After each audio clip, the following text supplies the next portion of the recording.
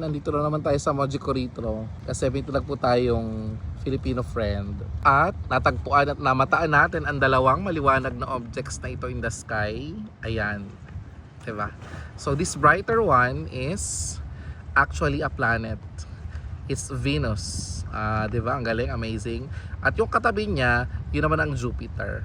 O diba, amazing. So you might wonder, bakit hindi sila nagtutwinkle unlike ng mga stars?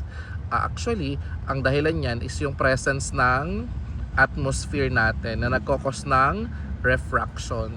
Yung effect ng refraction, ayan, nagtutwinkle yung mga stars. Pero yung mga planets, hindi. Kasi masyado silang malapit sa Earth. Unlike yung mga stars, yung halimbawa, nasa na ba yung star na malapit? Ayan yan. O di ba yung mga maliliwanag na napakalayo ng mga stars na yan kung sa mga planets, di ba?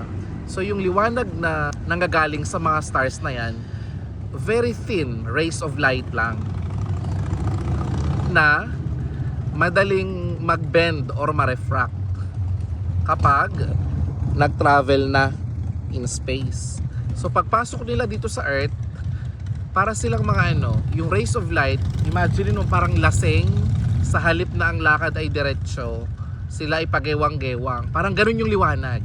Kaya nagtutwinkle yung mga stars. Unlike yung mga planets.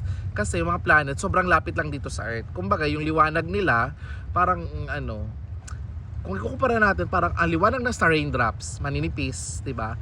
Ito naman yung liwanag ng ng mga planeta para silang yung galing sa tubo or parang yung tubig na lumalabas sa gripo, kumbaga makapal. Kaya hindi sila ganun ka affected ng refraction ng ating atmosphere. So hindi sila nagbi-blink, hindi sila nagtutwinkle. O diba? Amazing.